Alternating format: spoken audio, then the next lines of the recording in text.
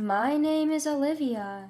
I recently gave birth to my daughter Elena, who's about to turn 1. My husband has been incredibly supportive, especially since this is our first child. I'm very grateful for him. But there's a problem with my in-laws. My relationship with my mother-in-law Helen was already strained, leading us to a state of estrangement. Let me first talk about the incident that led us to this point. From the beginning, Helen and I never got along. Once I went to their home for a family meeting. I was greeted by balloons and decorations that were blatantly feminine, and the dinner menu was filled with ingredients I specifically said I couldn't tolerate. My husband was furious, and he deeply apologized to me when we got home. At that point, I was rethinking the whole marriage, but my husband desperately convinced me to proceed under certain conditions. Helen and I would only see each other during major life events. No shared meals. If we visit the in-laws, no overnight stays. If my husband wants to visit them during holidays, he goes alone. I would visit my own parents, and absolutely no sharing of our contact information. At the time of our marriage, it was already rare to have a landline at home, so fortunately, direct calls were never an issue. We decided that if these conditions were broken, I'd go back to my parents, and we would either sever ties with Helen or get a divorce. But Helen continued to create issues. Take our wedding, for example. We couldn't exactly not invite her. However, she showed up in a painfully inappropriate white mini dress. She was promptly escorted out by the staff and had to rejoin the ceremony in what I assume were her regular clothes. Every time she met relatives from my husband's side, she would complain. "I had that dress made for my son's wedding, but the bride complained. I want my money back." Everyone just awkwardly chuckled. No one blamed me, thankfully. In fact, they comforted me. She even tried to insert herself during the cake-cutting ceremony and deliberately attempted to spill wine on my dress. She was removed from the venue midway, and my husband apologized to me profusely. My husband had been apologizing profusely to my parents and relatives. He kept saying, "It's so embarrassing to have a mom like that." Even my parents and relatives had seen Helen's erratic behavior. Some suggested we should reconsider the marriage. But after seeing my husband's sincere apologies and his regretful face, they felt he wasn't a bad guy. They even offered words of sympathy. Life was peaceful for a while. It was just the two of us in our new home. Then one day, something happened. I usually work from home and rarely go out. My husband knows this. It's been our style since we started dating. But Helen didn't like it one bit. She'd say things like, "You can't possibly be doing legitimate work from home. You must be up to no good, probably having men over." My husband defended me then, but Helen was not one to back down easily. She continued to sulk. Then came a day when I had an outside job and left the house. When I got back, something felt off.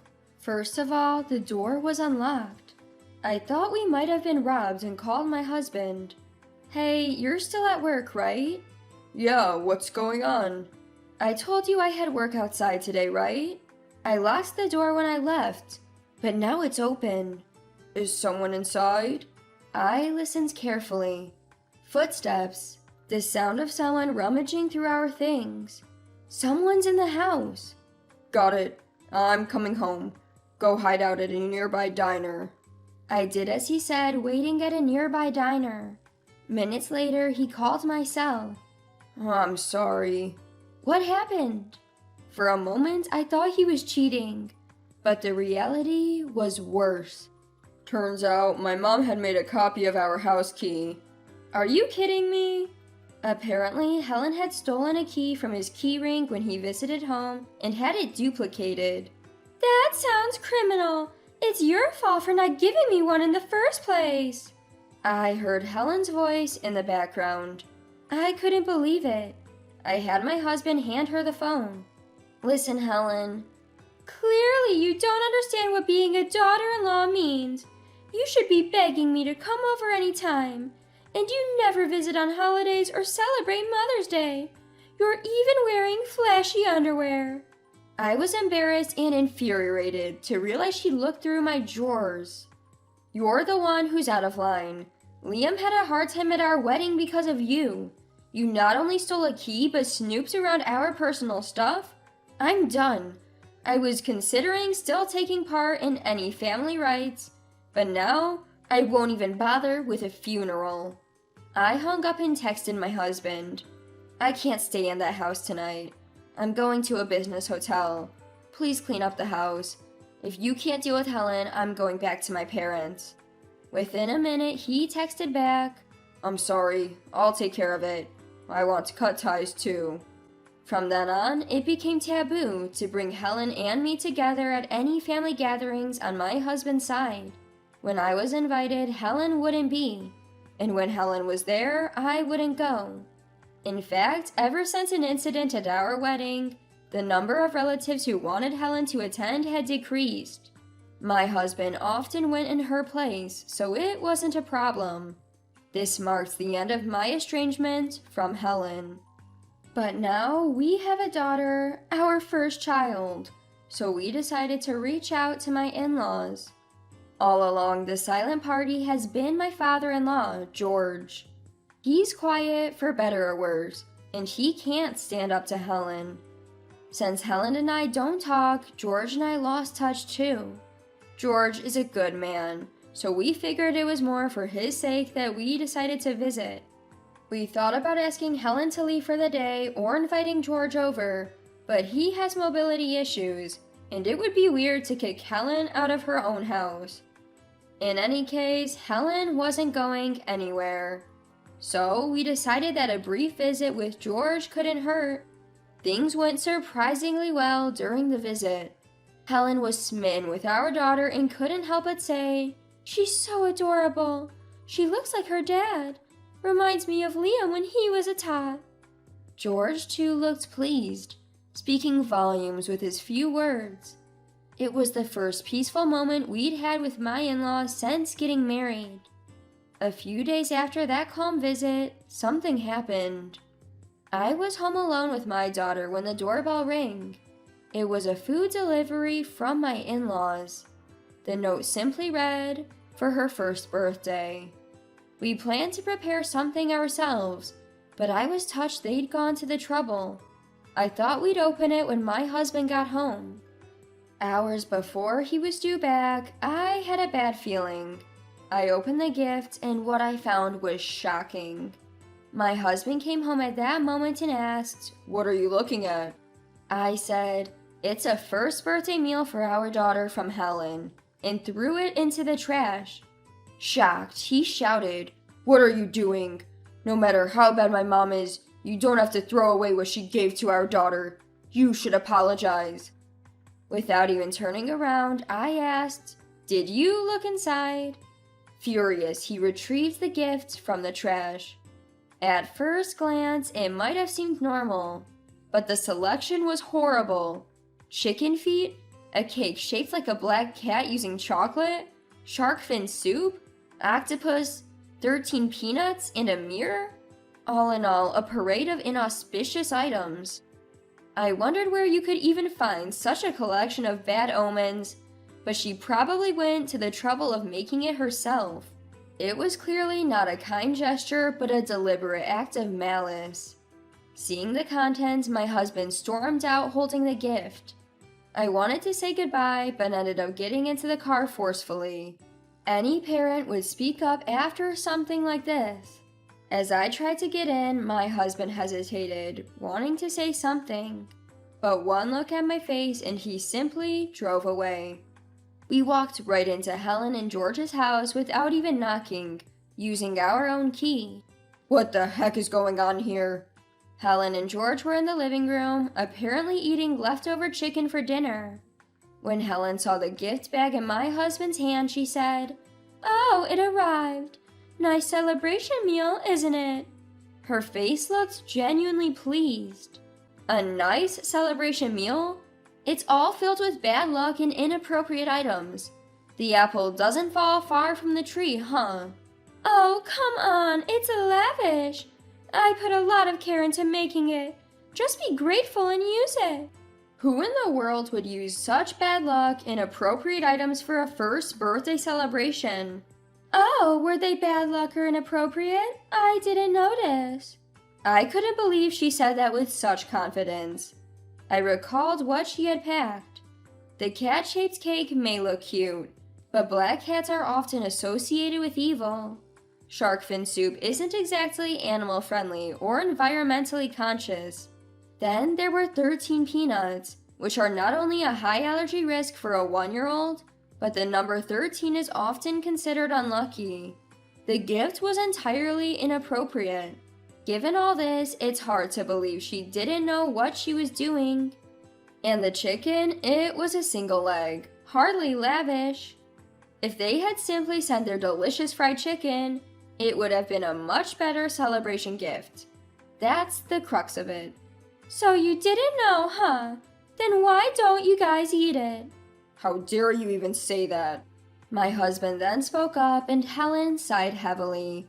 You know, I've been thinking for a while. You take everything so negatively. Like that balloon during the family meeting. It simply looked feminine. It's art, dear, art. Helen continued, a little snorted. And at the wedding, I wore a white dress because it suits me. There's no rule saying a mother can't wear white. As for the cake cutting, I just wanted one last memory. You two are the mean ones, always taking away my joys. With that, Helen gestured. You've been so spiteful, so give back the money spent on the dress and this celebration. I was so flabbergasted I couldn't speak, just stood there holding our daughter. Are you kidding me? I looked at my husband, whose face was red with anger. What? Ever since our wedding. No. For as long as I can remember, you've been embarrassing. You always sabotage events if you're not the center of attention. That's not true. My husband began recounting. It was the same during my own birthdays. She didn't want to do anything because she wasn't the center of attention. Even the birthday cakes were always what my mom liked. So I told her since elementary school that we didn't have to celebrate my birthday anymore. A young boy saying he didn't want a birthday celebration? He must have really disliked it. As he spoke, tears flowed down my husband's face. My mom would still force a birthday party every year, and even the gifts she chose were ultimately for herself. I later heard that the gifts my husband received were things like books that were more to Helen's taste, or craft supplies he would never use. Whenever he said he didn't need them, Helen would go, I thought it would be fun if we could use it together. Fine, I'll just keep it. That would get annoying. I thought I'd only have to put up with this stuff from her, but she started doing it to Olivia too. I can't take it anymore. I'm cutting ties. My husband declared. What are you talking about? You're our only child. What's going to happen to us? As if I care. I've done so much for you. What is she talking about? Everything Helen did was for herself. My husband felt the same way. All the things Mom's done, it's all for herself. She needs to be the star of any celebration, so I can't imagine any future event where she won't want to steal the spotlight. And that's just sad. That's not true. Helen was clearly rattled, but my husband's mind was made up. He then turned to George. Thanks for secretly buying me birthday gifts and taking me out to eat when Mom wouldn't celebrate my birthday. You! But I can't forgive that you didn't stop her from ruining our wedding or causing this whole mess. I won't let Olivia or our child see you if she doesn't want to. George looked down, saying nothing. We're leaving and we're going to move. You won't hear from us or see us again, and we're not telling you where we're moving to. Please rethink this. Helen was desperate and crying. No can do. It's not just Olivia who can't handle this anymore. I can't either. I wouldn't even want to attend my own funeral at this point. How can you say such a thing? I hate it that much. I don't want to see you again. I'm sorry for everything until now. From here on out, it'll just be the three of us. Finally, I found my voice and tears of relief started to flow. I'm sorry I couldn't understand earlier. It's my fault for not speaking up. Let's go. My husband took my hand, and we left his parents' home for good. Life became hectic for us. We were busy choosing a new home and packing, and before we knew it, the days had flown by. Oddly, Helen never showed up. When I casually mentioned Helen to my husband, he dryly laughed. I'd like to think Dad is holding her back. Now we've moved and are living in a different area. No more surprise visits from Helen, no more contact. My husband occasionally communicates with George, but they haven't met. They probably never will. Maybe one day, it might be okay to meet with just George.